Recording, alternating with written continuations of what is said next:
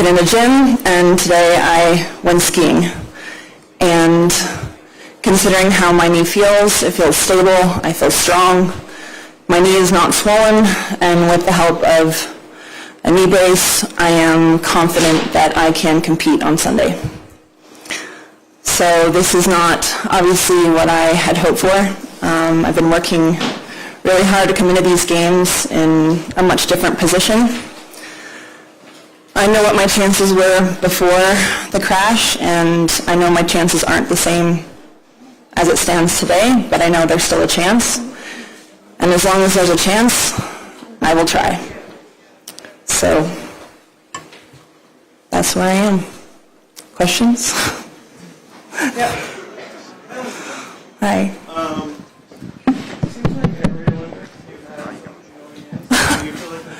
Nope, when I was 16 I didn't, or 17. I came in totally healthy. 18? 17, 2002.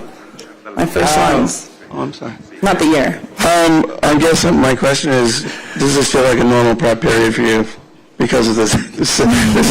Seems to be common.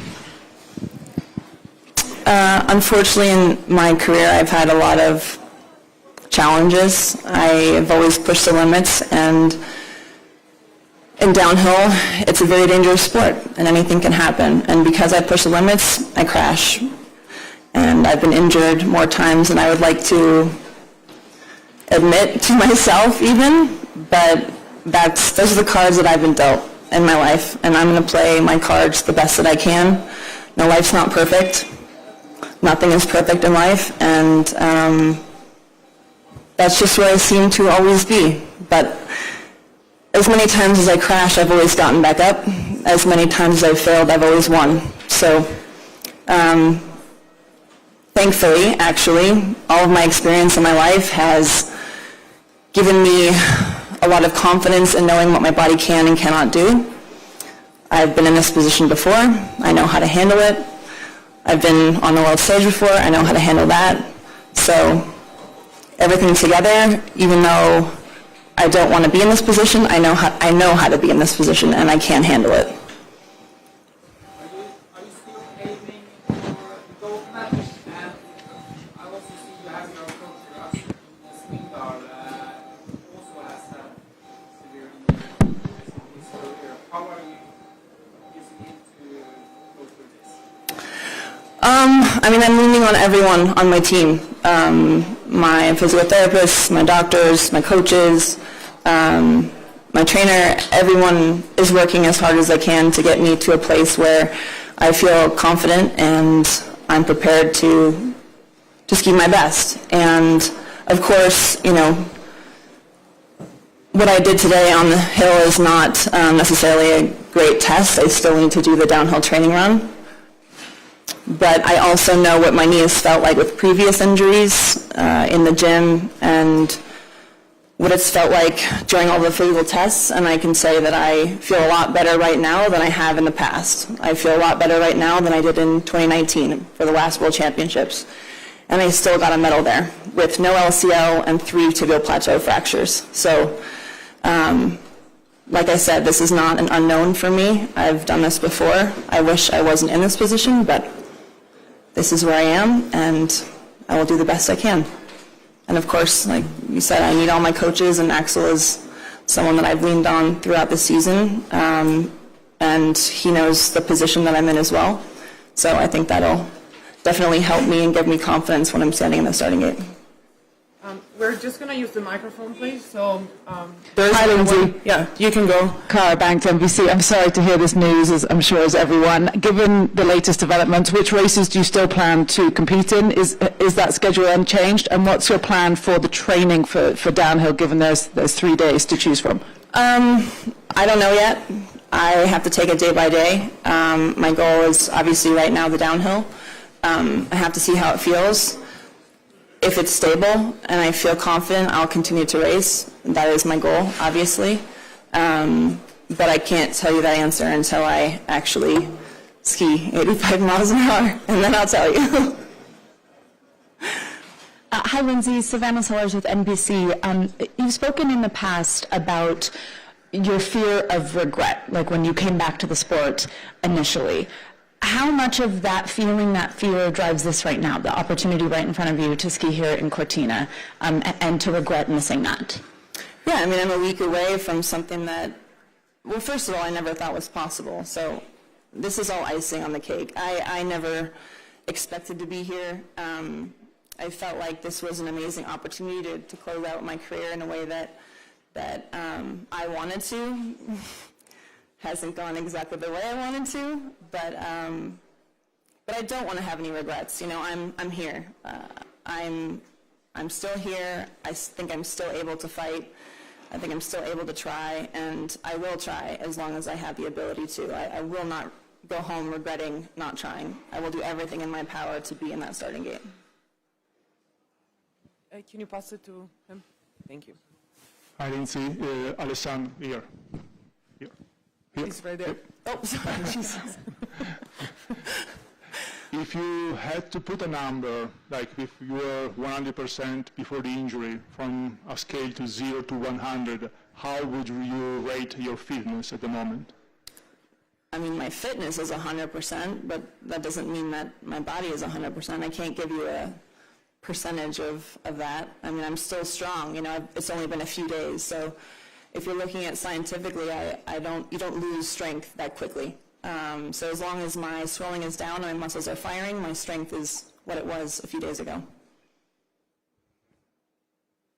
Lindsey, Amanda from Swedish newspaper Aftonbladet.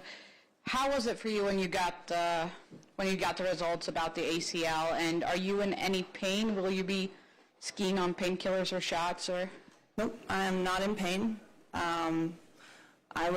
It was painful initially after the crash, and which is why I had concern, which is why I went via helicopter to the hospital. I had a feeling it was bad, but I held out hope until I saw the MRI in front of me. But I haven't cried.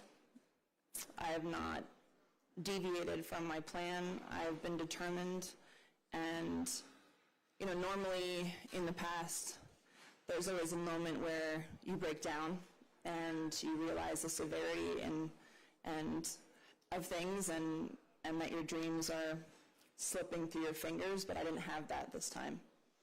I'm not letting this slip through my fingers. I'm going to do it. End of story. So I'm not letting myself go down that path. I'm not crying. My head is high. I'm standing tall. And I'm going to do my best, and whatever the result is, that's what it is, but I can never say I didn't try. Lindsey, over there. Thanks. Sarah Hamilton, CBC. In a recent, media piece, you did the Players Tribune. You said that you're still a girl from Minnesota that loves to ski. And I think there's nothing that showcases that than skiing off course. When you think about representing your country, especially your state, what does it mean right now, with everything going on in Minnesota, to be the embodiment of the word hope? I mean, I have family and friends in Minnesota. It's where I grew up, and my heart is incredibly heavy for everyone at home. And I realize the magnitude of the position that I'm in right now. And I think the best thing I can do is to do exactly what I said, stand tall and have hope and show the world what America is, who we are as people, because we're more than what's happening right now. We are so much more than that. And the best thing the best thing I can do is represent us well. And it is a privilege to be here. I don't take that lightly, and I always do my best to make our country proud, and I hope I can do that in these games. Hi, Lindsey, Swedish television. Can you describe the feeling of going up there today? Were you anxious, nervous, or just excited to be able to actually try it again? I mean, every time I get to go on the mountain, I'm excited.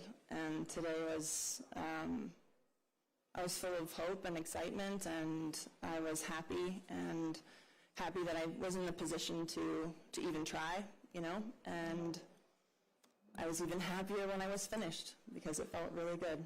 and my team is smiling. We're all very hopeful, and all very optimistic. Thank you. Hi, Lindsey. I'm really sorry to hear what happened to you, but you're still smiling. How do you keep your confidence up? You know, this isn't my first rodeo. It's hard for me to lose faith in myself and what I know I'm capable of. I know my body very well, so I have a high degree of confidence in myself, and it doesn't matter to me if everyone thinks that, maybe I can't do this with no ACL, but I still believe in myself, and that makes me smile. That makes me confident. That makes me happy. And no matter what, I'm going to try my best. So what is there to be sad about? I'm still able to be here. I'm still skiing. I'm still living the dream at 41. And that makes me happy that I have that chance. Lindsey, Lauren Tomazi from 9 Australia. Your comeback, your Olympic comeback, and this never say die attitude, what message do you want that to send to young children, young skiers around the world? I mean, I think overall in this whole journey, this whole comeback has really just been about always believing in yourself. It doesn't matter how old or how young you are. If you believe and you work hard, anything is possible. And I think a lot of times people's minds are closed and they don't see what's possible because they don't look. And I've always had my head up and my eyes open and my heart open for any opportunity that lies in front of me. And I hope that everyone realizes that they can do it too. Maybe they should have an ACL. But I think that, through hard work and determination and hope and self-confidence, belief, there's nothing standing in your way. Hi Lindsey, Ben from TNT Sports, Warner Brothers Discovery. This has the makings of one of the most extraordinary chapters ever. Where would it rank in your career if you do manage to make it to the start gate and maybe the finish line as well with a medal? Well, I will make it to the starting gate, but it's already been one of the best chapters of my life so far. I think this would be the best comeback I've done so far. Definitely the most dramatic, that's for sure. But I think if you look at everything I've been through in my life, in my skiing career, in my life in general, I've been through a lot, and this is another amazing chapter. I don't know if it's the best chapter, but it's a pretty damn good comeback if I can pull it off. Hi, Lindsey. Andrew Banff, Associated Press. Good to see you again. I saw that you visited your old coach. I don't know if it was yesterday or you posted that yesterday. I just really talk about the emotions of that. And then I just wanted to also ask, do you think maybe eventually you might want titanium in your left knee as well? Yeah, I definitely will.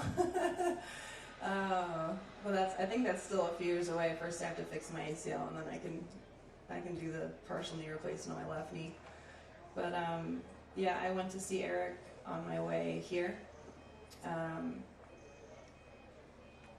He is just outside of Innsbruck, and yeah, I did cry for myself, but that's the only time I've cried, and I miss him, and I know exactly what he would say to me right now, and it definitely gives me additional hope, and knowing that I know that he would support me, my mom would support me, my grandparents would support me. Unfortunately, I have a lot of people upstairs that are looking out for me, and I need all the help that I can get right now, so I think he's with me, and so is my family. Hi, I'm Jennifer with the Associated Press. Just a non-ACL question, but I'm a climate reporter. You've spoken out about climate change, the future of winter sports. I'm just wondering if you could say anything about what you're thinking about that, or what message you would want to give to people who, you know, are thinking about climate action and those topics as these games are unfolding. Yeah, I mean, I think Progress of the Olympics has been very active in trying to combat climate change and how big of a footprint we have through the games. But, you know, as a ski racer, I've seen that firsthand, what global warming has done. I've been skiing on glaciers since I was 9 years old, and most of the glaciers that I used to ski on are pretty much gone. So that's very real, and it's very apparent to us. And but I think, like I said, the Olympics has done a really good job to try to combat that, and I encourage everyone to do whatever they can in their own small way. Lindsey here. John Henderson, Colorado Public Radio. How has your perspective on fear changed since you were younger and before your first crash? I've never been afraid. I don't know. I've always been the adventurer. I've always been the kid that climbs a tree, and you know, I always do what, like, my grandpa always called me a daredevil. You know, it's always who I've been. I've never been afraid of much in my life, and that's why I'm a downhiller. I like risk. I like going fast. I like pushing myself to the limit. I love being on the mountain. It's an amazing feeling, and one that I know I will never have again, because I've been retired, and I know that I'm lucky that I even get this chance one more time. And every time I stand in the starting gate, I realize that I'm lucky to be able to do something I love so much, and I don't take that for granted. So fear has not really been an equation for me in my life. Well, you said you'd know exactly what Eric would say to you. What would he say to you? He would say, it's only 90 seconds. What's 90 seconds in a lifetime? It's nothing. You can do it. That's what he said to me before my last run in Ori, and I know that's what he would say to me again today. Sound advice. And secondly, can you explain to those of us who don't understand what it's like to ski without an ACL, what the difference in your skiing will be pre and post this injury, and how that impacts you? Well, I've only done it once, and that was on my right knee before the 2014 Olympics. I didn't know that it was fully torn at the time, and I raced on it several times. The biggest issue that I'm concerned about and that I'm looking for is instability in the joint. Your ACL is really what keeps your knee in place. Without that, there can be shifting. Your bones kind of shift over each other. It's not a great feeling. So far I haven't had that feeling. And that's why I'm wearing a brace, just to keep it as stable as possible, prevent any further damage. Not that it really matters, because my meniscus is not great anyways. But yeah, that's kind of my biggest concern. But as long as I can keep it stable, as long as I have the brace on, as long as I have no swelling and my muscles are activating appropriately, I should be okay. But I can't guarantee what it's going to feel like once, I get into some of the big turns, and that's what we'll have to see after the first training run. Lindsey, NRK, Norwegian Broadcasting Company. We just had news that another great skier, Alexander Aamodt Kilde, is not making it after his comeback, and he's quitting now. Really? Yes. He's retiring? He's retiring. For the season. Oh, for the season. geez, Yeah. you scared me Yeah. there. I'm sorry. Okay. For All the- right. There we go. He's not making the Olympics. Yeah. Do you have any thoughts to him? I mean, his injuries were extensive, and I was really impressed with the way he came back this year. And, sometimes these injuries take longer than others to come back from. And I really have a lot of respect for him for pushing himself and working as hard as he has and trying to come back for these games. But, he's still young. I know that he's one of the strongest and hardest working athletes on tour. So if he's coming back next year, then he knows he can do something, and I'm excited to see what he can do. Lindsey, one follow-up for you. I know Oh, I'm sorry, Savannah from NBC. I know you touched on taking it day by day, especially in training. Just to clarify, at this point, what is your plan for Team Combined and Super G? Like I said, I don't know exactly. I have to see how I feel. My intention is to race everything. That's obviously my goal. I mean, I'll finish the season if I can, but I don't know. I can't tell you that until I have the downhill training run and I see how I feel. And you know, normally in situations like this, your knee is good until it's not. I don't know when there'll be a point where it's not okay anymore. I have to, you know, really be diligent with everything that we're doing and be very strategic and systematic and calculated. So I can't take any unnecessary risk, and we'll just see how it holds up. I'll go as long and as far as I can take it. Kirsty Stanway here from Sky Sport New Zealand. Pleasure to meet you. We love you in New Zealand. I love New Zealand. You're basically a local at Roundhill in Tekapo, so we can't wait to have you back.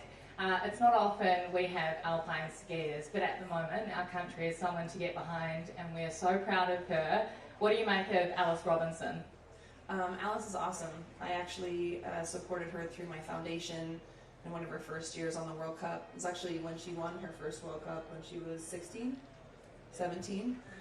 Yeah, 2019. I actually skied with her when no one knew about my comeback yet, down in Round Hill, and we skied some Super Gs together. I gave her some tips, and I guess it is working out pretty well for her, considering she's beating me in the Super G standings and won a Super G this year. So, but she's an amazing young woman, always happy, always kind, and someone that I'm really proud to know and support. Lindsey, I'm just wondering if you can discuss a little bit more about the discussions you had with your doctors, and were they pushing you to have surgery right away, or is there any pushback?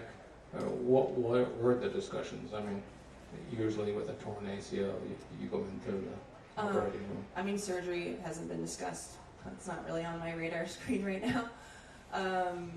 The Olympics are the only thing that I'm thinking about, and you know, every day my knee's gotten better, and you know, every day we're discussing with the full medical team, doctors, physios, everyone, to make sure we're doing everything to make sure I'm making smart and safe decisions. Of course, like if my knee's not stable, I can't compete, but at the moment it is stable, and it is strong. So it's going to be an ongoing evaluation. There's, you know, like I said, so far so good, but we have to take it day by day. But if it remains the way it is now, I think I'm pretty solid. Lindsey, du kennst Cortina in- und auswendig. Inwiefern hilft dir das auch? Ja, das hilft sehr viel. Ich habe 12-mal gewonnen hier. Es war immer eine schöne Ort für mich. Diese Strecke gefällt mir ganz gut. Also ich kenne die Strecke ganz gut. Ich muss fast gar nicht Besichtigung machen. Und es gibt mir sicher sehr viel Selbstvertrauen. So, ja. Und da ist irgendwie eine Strecke, wo ich kenne, das ist Cortina. Und deswegen bin ich hier. Und deswegen, mit dieser Verletzung bin ich trotzdem, habe ich trotzdem Selbstvertrauen. Good?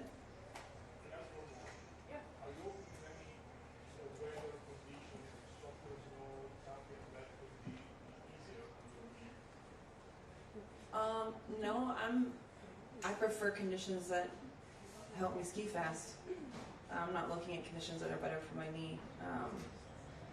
You know, when I stand the starting gate, I'm not going to be thinking about my knee. I'm going to be thinking about skiing fast. And I would love to have the normal Cortina, compact, amazing snow that is always here. I think we're going to have a challenge with all the snow coming, but they know how to prepare the course, and if it's anything like it always is, I'll be happy.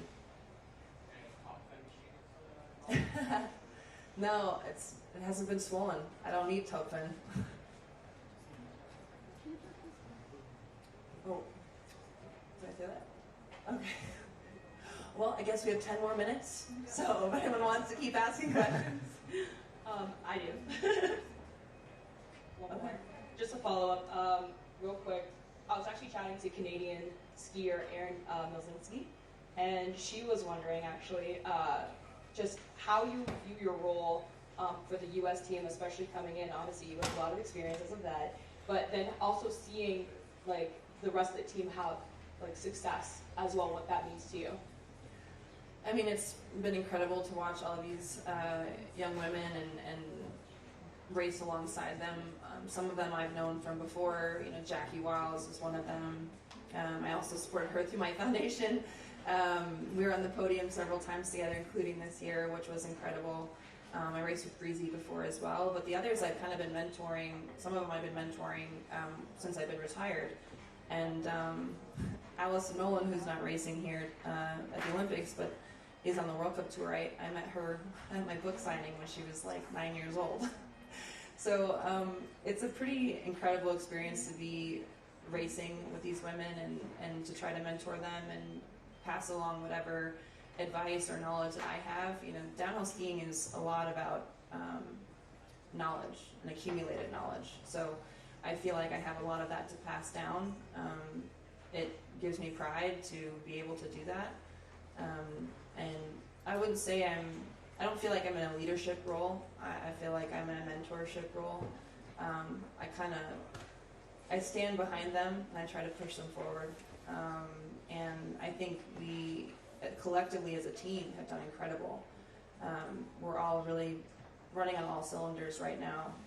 Breezy just got a 3rd place in the last Super G, and most of the racers just got a personal best in the last 2 weeks. So I think everyone as a team is working incredibly well, and they're skiing incredibly fast, and everyone's worked really hard. So yeah, it's a privilege to be on the team with them. And as soon as they get here, I'll be excited to share that with you.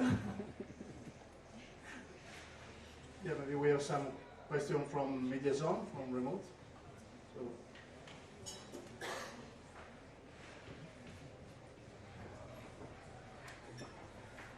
Hi, Lindsay. We have a question from Brian Pinelli from NBC Olympics. Hey, Brian. You were in a similar situation at the Gap Worlds 2011, had a concussion, persevered, and won silver. Is there something you can take from that? I mean, honestly, that was probably low on the totem pole of severity of injuries that I came back from. I'd say probably, the 2019 World Championships were the best example or closest thing to this injury that I've ever experienced. But in a lot of ways, I think 2019 was far worse than what I'm dealing with right now. So yeah, obviously I have experience dealing with it. I know how to manage myself. I know how to manage my energy and the swelling and physically what it takes to be able to push through and to persevere through these circumstances. But I don't know, concussion was just a concussion. It was fine. And we have another one. Have you received any feedback from other skiers after your injury? And if so, what was it? This injury? Oh, no one knows. I haven't told anyone. I like to keep my stuff, to myself. And I will say I really appreciate that everyone had patience and letting me kind of take my time to process what's happened. But today is the first day that I've really shared the news with anyone outside of my family and friends.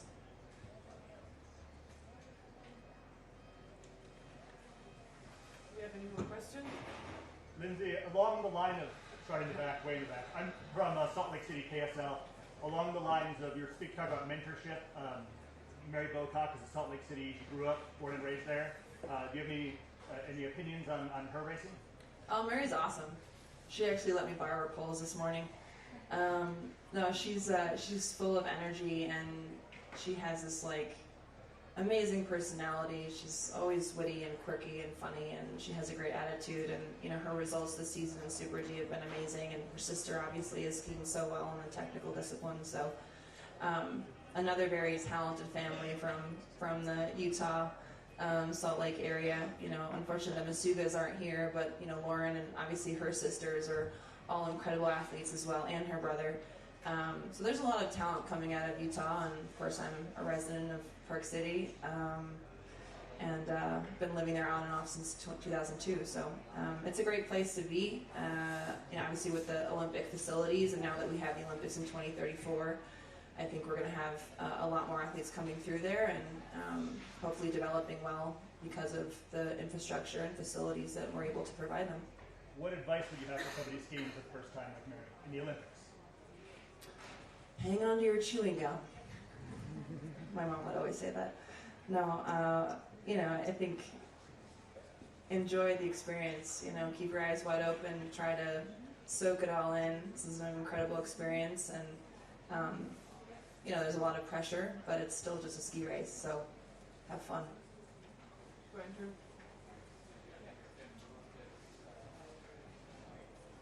This is your 5th Olympics. I'm just wondering what you think about this new style Olympics. Spread out. The men skiing's in Bormio, the ice sports are in Milan. There's events all the way over in Livigno, 5 hours away. Maybe you just got here today. I'm wondering what it feels like, and what do you think about this new idea? I mean, I'm in Cortina, so there's really nothing to complain about. I'm very happy being here. It's one of the most beautiful places in the world, but it is sad to not be, closer to more of your teammates, not just in ski racing, but in any sport. I think from an athlete perspective, Salt Lake City was my favorite Olympics because we were all so close to each other. Almost everyone was in the Olympic Village in Salt Lake, and this is quite different. It's like I would love to go to Milan to the opening ceremonies, but it's 5 hours away.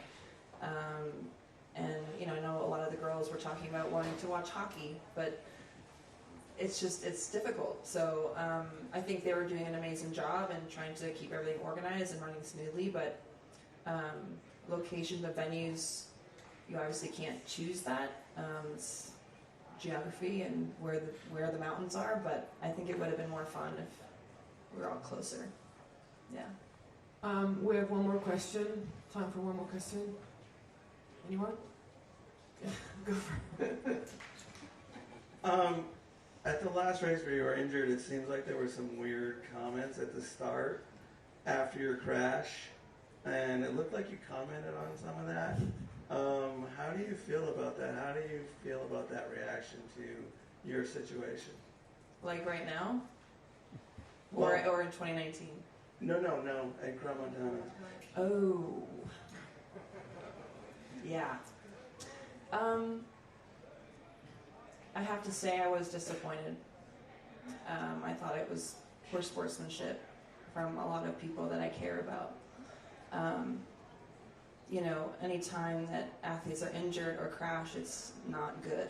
And when FIS or the organizers say that it's not safe to race, we as racers have to trust that. And yes, I know there are high emotions, and everyone has worked very hard to be in a position to compete in that moment. And it's sometimes hard to contain those emotions, but I was deeply hurt by what was said. And some people apologized to me, and I appreciated that, and I accepted their apology. But I think in general, it was disappointing to hear what was said, especially on live television. I'm gonna call the girls in now. Sierra will join us as well. And I have, so in order to prioritize Lindsey's recovery, she will not be conducting any interviews in the finish after the training runs, but she will be talking to you after the race. So.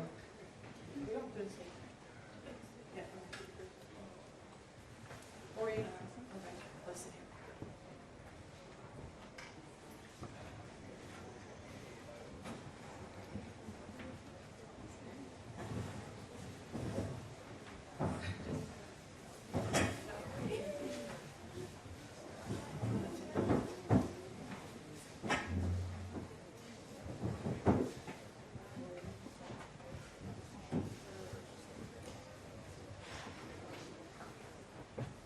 Hi everyone. I'm going to jump in here now. Hi, my name is Sierra Ryder. I'm the Alpine Press Officer with the U.S. Ski Team. I work with these ladies on a daily basis, and they're a very strong group. And it was great to hear Lindsey speak earlier, but I think it's great to also broaden the theme to the whole team, because it's a very, very strong women's alpine ski team this season. So first, I just kind of want to kick it off. Well, actually, first, I'm going to have the girls that just joined us introduce themselves with their hometown and past Olympics that you've competed in. So we'll start with Jackie. Hey everyone, my name is Jacqueline Wiles. I'm from Portland, Oregon, 33 years old. This is my 4th team that I've made, 3rd that I'll be competing in. Started in 2014 Sochi, made the 2018 team but didn't compete, and then 2022 in Beijing. And now here, woo! Hi everyone, my name is Isabella Wright. I am 28 years old and I'm from Salt Lake City, Utah. This is my 2nd Olympics that I'm competing in. 2022 in Beijing was my first. Hi everyone, I'm Mary Bocock. I'm 22 years old and I'm from Salt Lake City, Utah, and this will be my first Olympics. I'm Breezy Johnson. I'm from Jackson Hole, Wyoming. This will be my 3rd qualified games and my 2nd competing, starting in Pyeongchang, and yeah, I'm 30. Hi everyone, my name is Keely Cashman. I'm from Strawberry, California, and this is my 2nd games. My first was also 2022 in Beijing.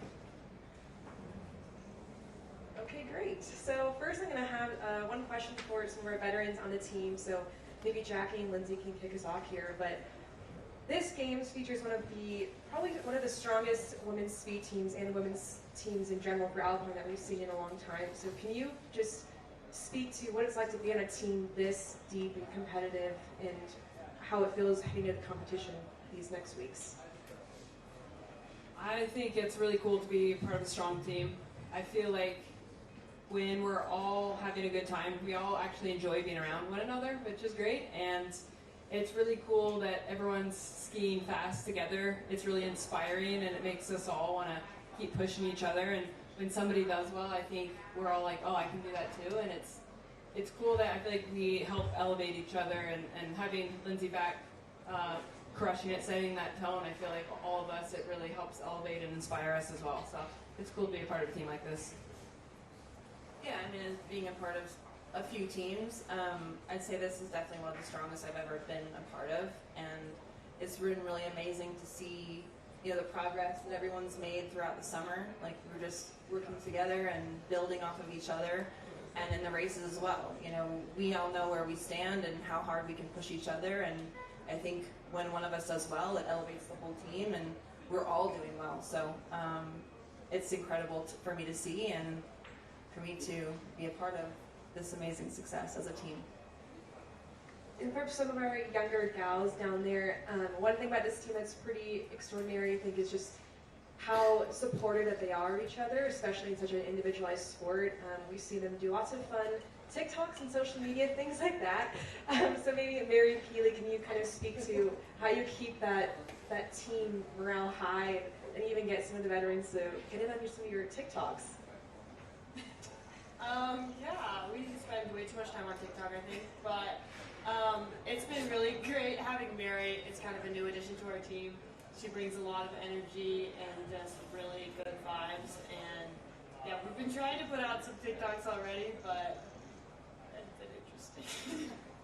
Yeah, I don't know. I would say we love, it's nice to have such a wide range of ages on this team, because there's so much wisdom to be given to me. I love how you put that.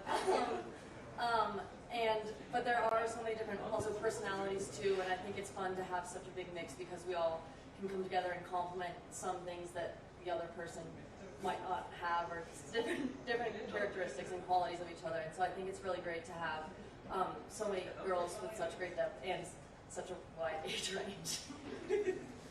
Yeah, Breezy, maybe you can speak to what it's like to have that range of ages and lots of different personalities, I think, but I think you guys all feed off each other very well, especially when you're going into races and training and all the time that you spend together.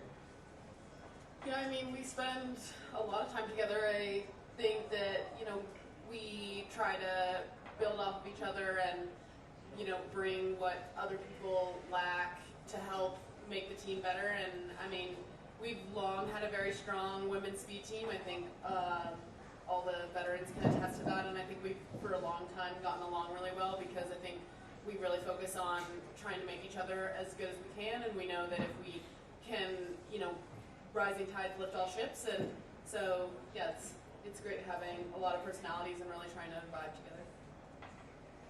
Do any media have questions for the team as a whole before Lindsey sits here?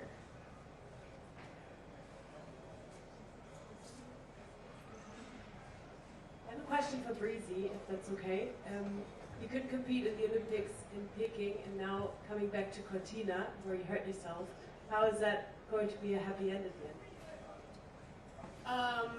I mean, I think that it's a definitely very big full circle moment for me. I think, there have been a lot of emotions. It's been a dream 8 years in the making and a career even longer than that in the making. So, yeah, there's definitely a lot of unfinished business out there, and I'm going to go out and try to ski as well as I can and hope that I can make something of that.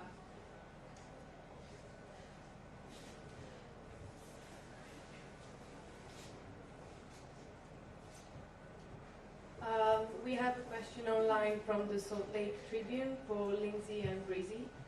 They say, how does this team compare to those teams USA has had in the past? Is this the best ever?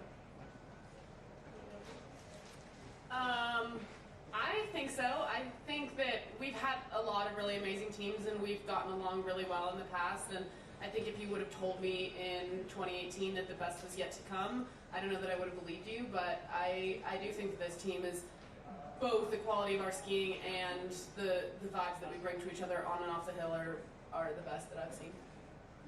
Yeah, I mean, I think this is the first time I can say that there are multiple people in each discipline, not just speed, but overall, that can medal at any time.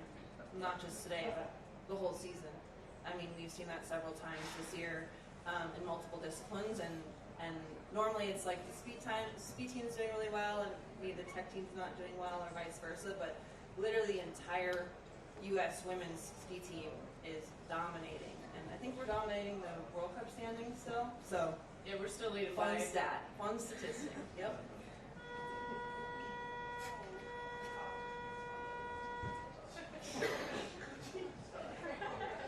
A question for Breezy.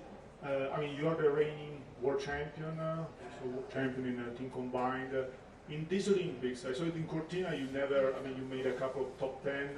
Looks like it's not your favorite track. Can you tell me how do you feel? Do you feel like a medal contender or a outsider, dark horse? I mean, I think Cortina has been some of the place with some of my fastest skiing. It was my first top 10, but it's also been one of the places that have had some of the biggest mistakes, obviously culminating in the crash before the 2022 Olympics. So I know that I can ski really well here, and I feel really good on this hill, but I also know that Cortina, it looks really pretty, but it will bite you in the ass.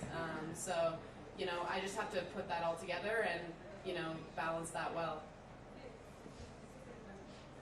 Hi, this is for the team, Jennifer with the Associated Press.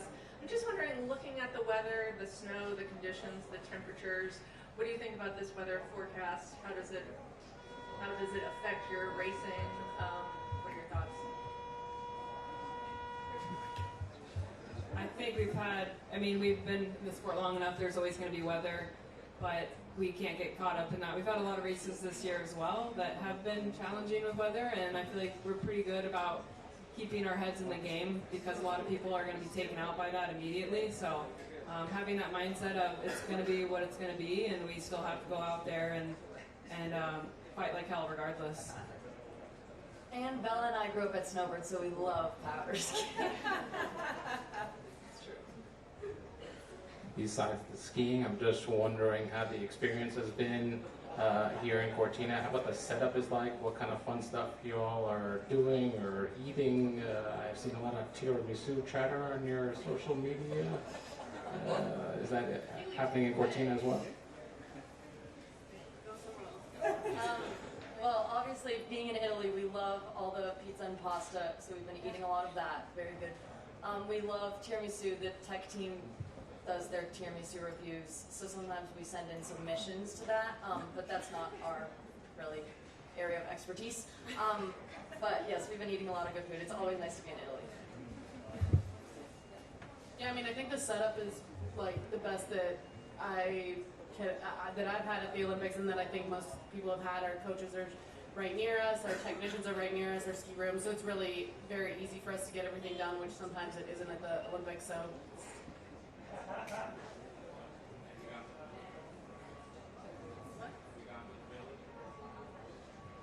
I stopped by there today. It looked a little slushy. We quickly just got our credentials yesterday, so we definitely want to go and do some pin trading and stuff. And yeah, hopefully maybe tomorrow we'll be able to do that.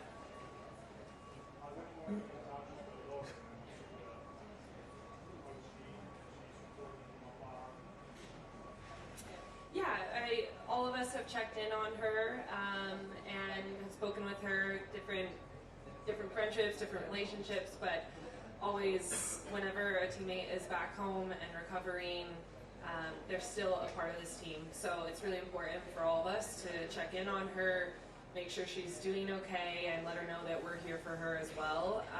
And she has such a great attitude in general, we all know that she's definitely always going to be supporting us, and grateful for that, but can't wait to have her back. This question is for Kelly. This is Miguel with NBC Local. So how are you feeling that now that you're here, and we know this is your second Olympics, so what is it different from Beijing? For me, I think the biggest difference is that my family's going to be here. I've talked about this quite a bit. My dad has coached me since I learned to ski, since I started racing, and he's now here at the games with me, and that was kind of what was missing at the last games. It was obviously during COVID, and so we didn't kind of have that support around us, and so already having them around feels different, and it feels amazing, and I think we're all pretty excited to cross the finish line and see all of our friends and family there supporting us. And what is your message to the supporters back home in the Tahoe area? Thank you guys so much for the support. I feel lots of love and support from the community, and it's super helpful, and it's awesome to see, so thank you. Okay, so we're going to kindly have Lindsey exit here, but can we do just a quick photo op with the whole team right here before she exits? Like standing or sitting? Stand or sit?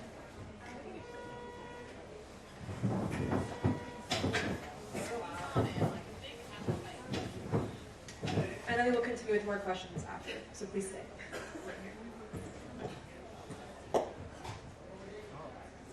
You guys got to get down, please.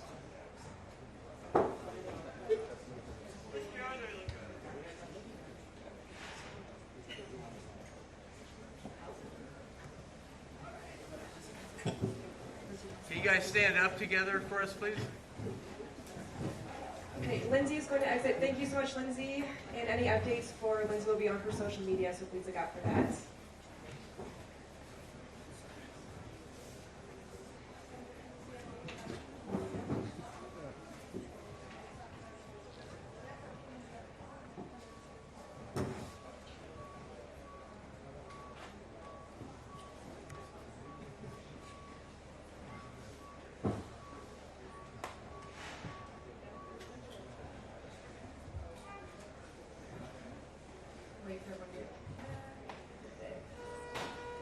So I just wanted to give a little bit more color of how well this team has been doing so far this season.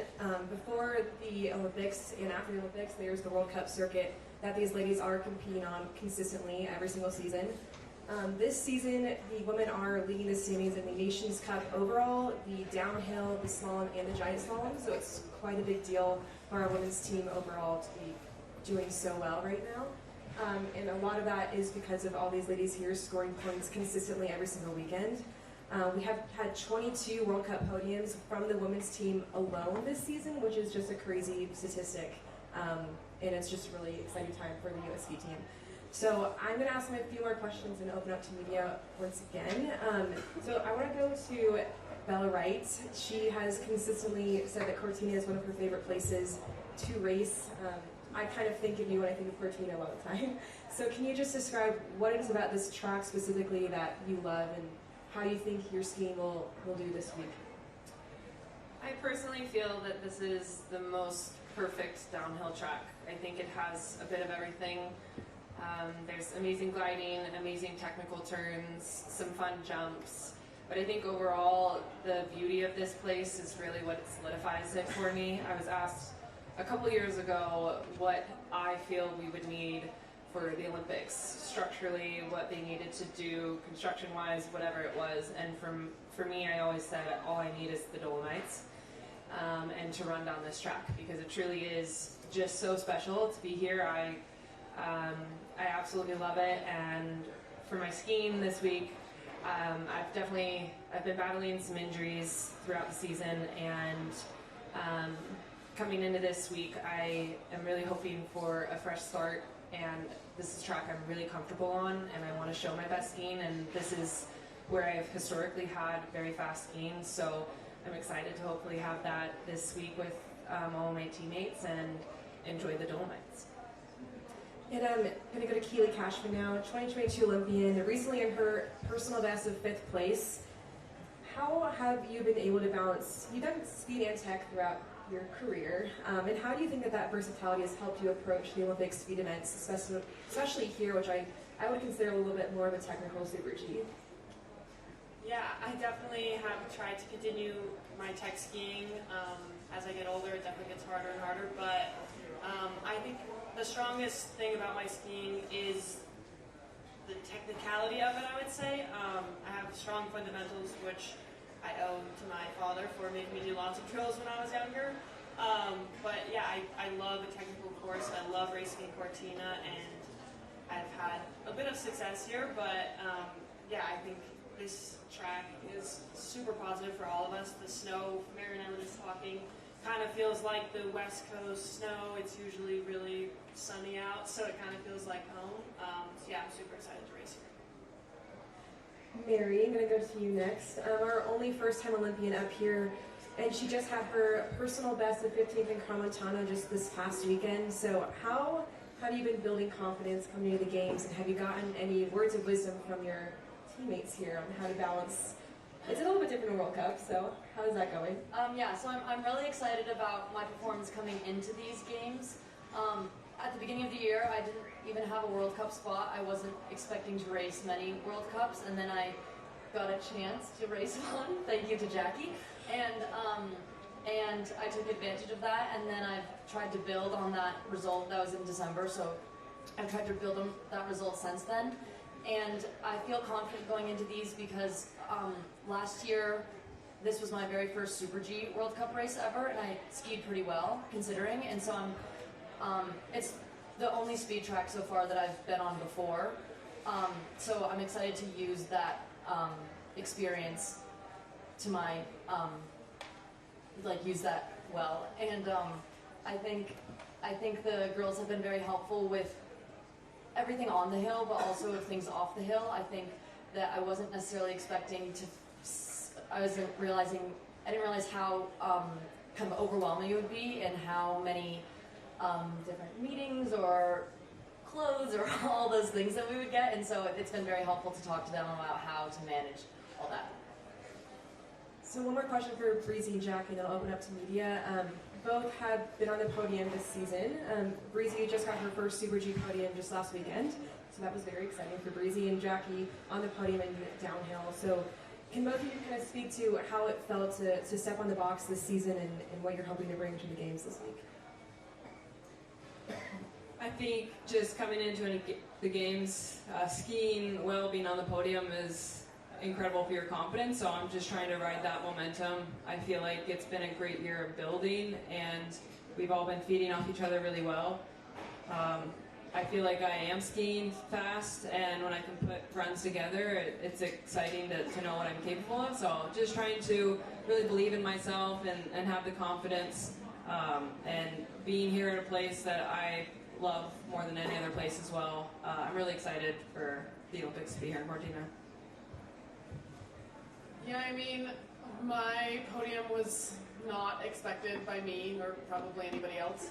I think that sometimes, you've been on the tour long enough, you start to feel your own limitations, and, on Saturday I sort of surprised myself, and it was one of those moments that sometimes you realize that you've been putting limits on yourself too, and so moving forward, like I'm, trying to, take that confidence and also remember that like anything's possible as long as you keep trying to ski your best. Whoever has the mic, yeah.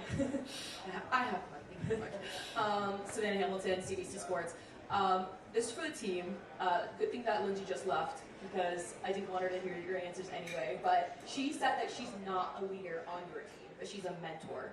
Not to make it about her, because you guys each deserve your individual flowers, but if you guys could say what her role is on your team, that would be very helpful.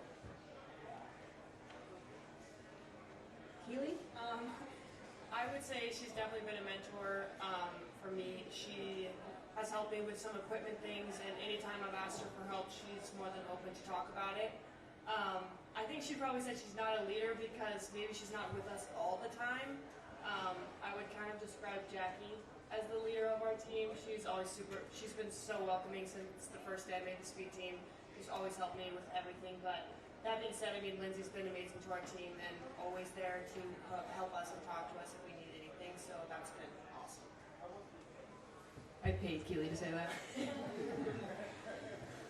Yeah, I'd echo everything Keely said. I think that, she's a mentor and she knows a lot and she has a lot of experience, so she brings that to the team, and, then when we do have time and we are hanging out, she's also a friend, so. Yeah, she's definitely been, like what Keely was saying, a leader and a mentor. She's very helpful for me when like I've said before, I'm pretty unexperienced on all these speed tracks, and so she's very willing to let me come to video with her and watch her video and sort of listen in on her tactics with the coaches and what line she wants to take, and so that's been very helpful because I'm taking all the advice I can get right now. For me, I think it's just a privilege to have Lindsey Vonn on the team. I wasn't able to compete with her before she retired because I didn't make the US ski team before then. And the fact that I am now on the US ski team and that she came back and is doing as well as she is doing, it's just amazing. It's an opportunity that I didn't think I was going to have. And I think every single person on this team for me is a leader in their own way. I think Jackie is a leader in many ways. Keely, Breezy, Mary is, she probably doesn't think that, but I think I'm inspired by every single one of my teammates. You can learn something from everyone, no matter how young or old they are, and I learn a lot from these ladies every single day. Yeah, I think it's cool to be a part of a team that we all really do try to help one another, and I feel like Lindsey set that tone pretty early on. The first year I was on the team, I wasn't fully funded, and she helped fund my season. She helped look at all my equipment and guide me through all the courses that were very intimidating. So I feel like kind of that legacy has continued on our team. Sometimes we do video together. We really try to help one another out, and I feel like that's kind of what's helped us grow as a team and build to be better together and stronger, and I think that's what's really special about our team. I feel like we realize the more that we're enjoying one another and having fun as a group, we're all going to succeed, and the more we can help each other, it's a blast to go and beat all the other nations. So I think for us, that's what it's all about.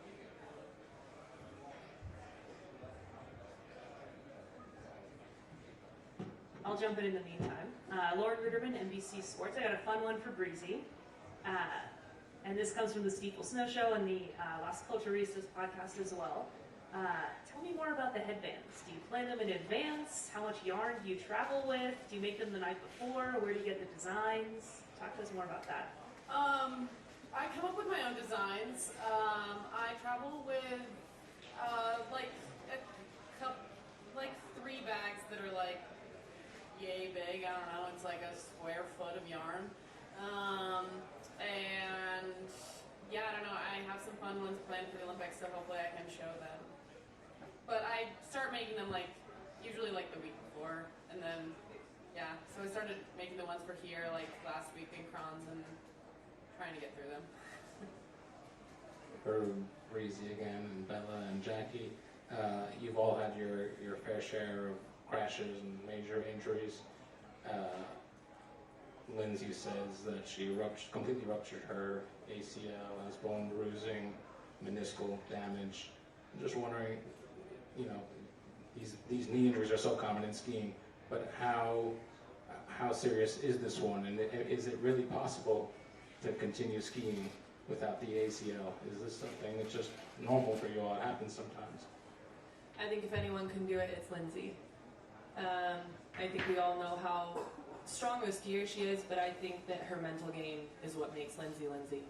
And that is what it takes to get through injuries, to get through the trauma, to get through the crashes. It takes a strong mental game. And I think that, you know, I'm not her, and I don't have her exact pain or body right now, but like I mentioned, I think if anyone can do it, it's her, and she has that full belief, and we're going to stand behind her and cheer her on every step of the way. I mean, I tried and failed to ski this course with no ACL, and that doesn't mean that she can't do it. There are, I think, more athletes that ski without ACLs and with knee damage than maybe talk about it, and I think that it's better to not judge people for doing it without it and just see how it goes. I think that people often are unwilling to talk about it, I think, because of judgment from the media and the outside, so, yeah. When I crashed here in 2022. Hi, Matt Gebhardt from KSL. I'm way in the back on the camera platform. Mary, it's good to see you again. When last we spoke, you were an Olympic hopeful. You're now an Olympian. Yes. What's going through your head? It's super exciting. Honestly, in our last interview, I was kind of the only one around Salt Lake, and I was thinking, why are you interviewing me for the Olympics? But I'm really excited to be here, and it is really, really incredible. I wouldn't have expected this at the beginning of the season, so I'm just trying to take it all in and get all the experience I can to hopefully be successful here, and then hopefully more to come as well. Your mom wanted me to ask, who is your biggest supporter? My sister is, I would say. She unfortunately did not make the Olympic team this year, but she is by far my biggest supporter. When she found out that I made it, she called me, she FaceTimed me, she was crying, she was so excited for me. I hadn't shed a single tear yet. So she is my biggest supporter. We talk all the time on the phone. Some might say a little too much, but I like it. And I'm sorry, I'll take one quick third. If Breezy and Mary, would you speak quickly, and forgive me if anyone else has ties to Romark, but would you say a few words about Romark Academy? Yeah, I started skiing at Romark when I was 14 years old, and I loved Romark. I think it was great. It was great to be able to have a ski academy within a normal high school too, so I got to have friends outside of skiing, and some of them are actually coming to watch here. So I'm really excited for that, and I think that it was really great to have such good academics paired with high athletics, and that's been very helpful for the rest of my education as well, having grown up with such strong academics from Roland Hall. Yeah, I mean, I just share everything that Mary said. I think it's a really good school, and it's produced a lot of Olympians, so yeah. And I would also like to add, it's a very tight-knit community, and so I've had so many teachers that I've had from the past. My kindergarten teacher, both of my kindergarten teachers, my junior year teacher, fourth grade teacher, so many people have reached out to me, and so I think that's so special about Roland Hall because it's such a tight-knit school, and so it's really, it's a great community to come from.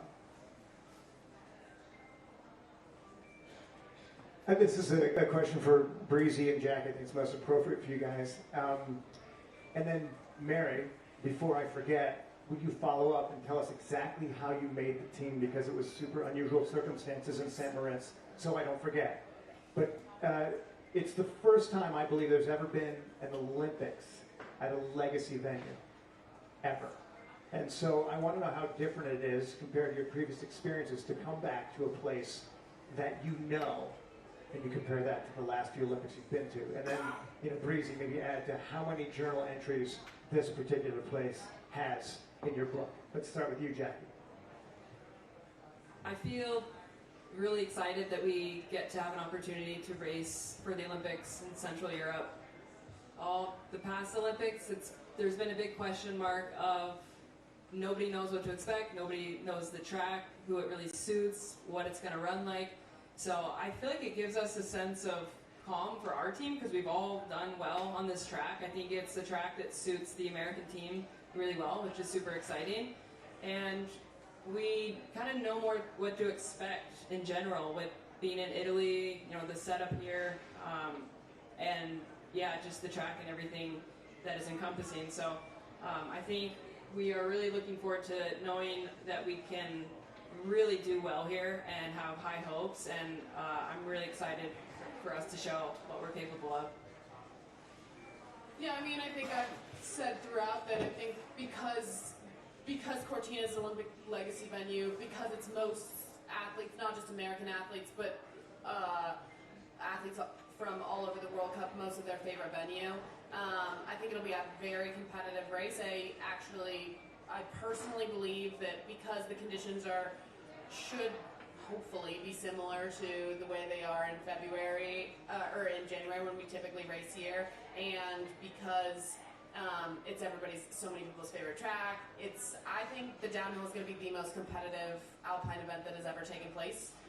So it is really cool, and it's really great to have such a venue with such a history. I think I am been coming here for 10 years now, so I think I've got about seven journal entries. But yeah, but that also means that everybody's going to be bringing their A game, so you better bring yours. Rating, Mary. Okay, so you want me to tell the story of?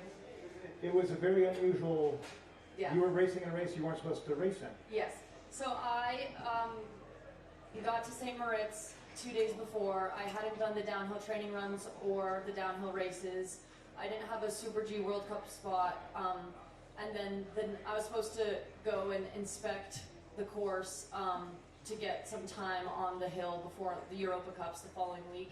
And then the night before, fortunately for me, Jackie was very sick, and she pulled from the race the night before, the Super G, so the coaches put me in and told me to inspect the course and see how I feel and then make a decision after inspection. And then, so I prepared for the race that night, and then when I was inspecting, I felt very confident. The snow looked very good. It was beautiful weather, and the course looked like it would definitely suit me. There were some technical sections which I love.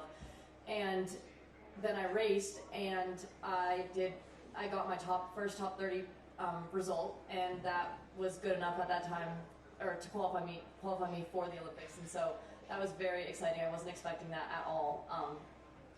But it's crazy how things can work out in your favor, and if you take advantage of those moments, then good things can happen. I think she's being a little humble there. It was her first top 20 as well with 18. And when I was in inspection with Mary, we were looking at the technical section together, and I was saying, "You've got this, no problem." Like it was perfectly suited for her, and she stood up that day and did it. So really, really cool to see.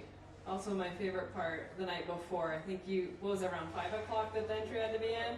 4? And Mary was in doing her nails, had no even thought about racing the next day, and then ran out, nails still being painted on, and oh, I guess I have to go do a pre-race and get in this mindset. So it was pretty great how everything turned out. This question is from Brian Pinelli from NBC Olympics for Jackie. You've had great success on this piste, a few podiums. Why does it suit you so well, and did you fly your own plane here? I wish I flew my own plane here. That'd be pretty cool. I think that I've had success here just because it is a older traditional downhill style. Like Bella alluded to, the track has a lot of open flowing, fast turns, a lot of terrain, and I think the U.S. team in general has always kind of had that style, and we've all done really well on it. And I really love the track. I think it's super fun to ski, and I scored my first World Cup points here, which qualified me for my first team. And yeah, being on the podium here, I just feel like it's a place that I feel really comfortable at, and the track I feel like I can do in my head a million times in my sleep. So yeah, whatever happens at the race, you just love being in the Dolomites, going, walking through town. Everyone has fur coats on. You kind of have that old, like, Italian mobster feel. The food's amazing. So I feel like it's just a cool place to be. The skiing's always amazing. The dry, grippy snow, I feel like, is always a blast to be on. So it's, yeah, you're always just having a good time here, and it's a lot of fun to ski. Any more questions from the media? Real quick, if everybody could just answer kind of briefly, nothing too deep of a dive, but the start gate is this crazy place where it's all about to happen. Can you guys just kind of go one by one and just give me your thoughts of battling that moment, dealing with that moment, and if there's any kind of superstitious things you think about when you're in that gate when the big moment's about to arrive? I think being in the start right before, there's all those nerves, but it's kind of that excited energy that you really try to harness. So like using kind of that intense, what you could think of as fear, as in like a powerful, like pumping yourself up kind of way. So I think it's a cool feeling that you don't really get experience any other places, where you're really like, hey, I'm really putting myself on the line here, and it's such a cool feeling to really like get in that mindset to really want to attack. Yeah, very similar to what Jackie said. I think that it's really hard to replicate the feeling of being in the start gate, and the risk versus reward is what makes it so exciting. And standing in that gate, just knowing that you're about to send yourself down that mountain going 80 miles an hour, and there's nothing stopping you in between that. As soon as you leave that until you cross the finish, there's no other noise, there's no other distraction. It's just a moment that you can really take in and hopefully reach that flow state and enjoy it. And enjoy the adrenaline. Enjoy that you can't really experience this feeling anywhere else. And for me, superstition-wise, I have a lot of different superstitions. But I think a lot of us just have our own routines as well when we get into the start, and that can kind of go hand in hand with superstitions as well. But just preparing yourself and enjoying that moment, taking it all in. Yeah, I think being in the start gate, like these two have said, it's a very exciting feeling. It's really hard to replicate it anywhere else.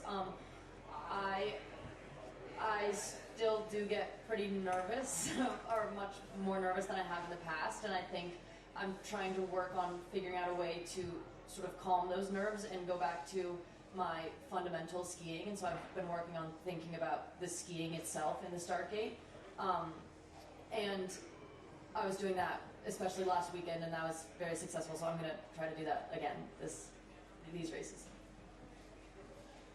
Yeah, I don't know. I mean, I think everybody's got routines and, superstitions, and yeah, then you do a routine and then it becomes a superstition. So, yeah, I think that, the Stargate for me is kind of one of my least favorite places, because I'm sort of like, okay, let's just get the show on the road. So, I don't know, yeah. But Cortina's pretty fun because it's a very beautiful start, so you get a little distraction up there. I feel like your superstition is pretty epic. Where having to knit a new hat before every race is like very impressive. I don't know anyone else that could knit a hat before every race. Breezy's an animal in the team hospital. Yeah, she really is. Head down. Just. Yeah. If we had a combine of knitting and skiing, I would definitely win Olympic. Yeah. Yeah, I have a few superstitions. I always fist bump my technician right before I go into the start. And then I'm kind of in the zone. I'm trying to calm down. I know I talked to Lindsey about it. She's getting super amped up and like riled up, and I'm doing the opposite. I'm just taking deep breaths, trying to calm down. And like Breezy said, the start here is really beautiful. And every time I'm in the start, no matter where it is, I just look out at the view and I think how lucky I am to be here and just have fun and ski free. That's when I ski the fastest, and I'm just repeating in my head over and over, you can do it, taking deep breaths, and then, yeah, just go out there and ski. Real quick, one of you who has been to the Olympics before, what do you think about the vibe at these games and the new spread out Olympics? The hockey's very far away, the men are away from Borneo, everything, all the sports are very spread out. Yeah, and we just arrived yesterday, and so it's been a really busy 24 hours for us. So a lot of us haven't gotten the chance to go into the village or really take anything in yet. Like Jackie mentioned earlier, hopefully tomorrow we can do a little bit more of that. From my side of things, 2022 was the first one for myself and Keely, and it was during COVID, so it was also kind of an isolating, a little bit of a different Olympic Games than your usual. I think with here, it's going to be amazing that we can have friends and family around. We're going to have a huge crowd, hopefully, and a lot of people cheering. And it's definitely a bummer to not be around more sports. Like you mentioned hockey, I'm personally a huge hockey fan, and I have some friends that are competing. So that's definitely a bit of a bummer to miss out on, but I also think it could maybe play to our advantage to, there's a little bit less distraction and a little bit more focus on what we're here to do. So I think there's pros and cons to both, for sure. Yeah, I mean, personally, I kind of like it. It feels like another World Cup. I always try to keep the moment small, and I kind of like it. I do wish we could pin trade a little bit more, so that's the one unfortunate part. Hopefully we'll be able to still at some point. I think it's a great way to just introduce yourself to other countries and meet unique people. I think it's just the world coming together, and that's one way to kind of have something in common and start a conversation and get to know other countries. So I think it's just something really neat that brings us all together. It's really fun. Yeah, we're up on the hill ski and scout, so sadly, yeah, we don't get to really see a lot of the other countries. Also, with it being a smaller village, I feel like there's probably limited for that as well, but we'll still try to make it happen. Last question with Karen. Hi ladies. Obviously we don't know until the bib draw comes out, but when it does and you find out your starting order, what do you look for from each other on the radio once they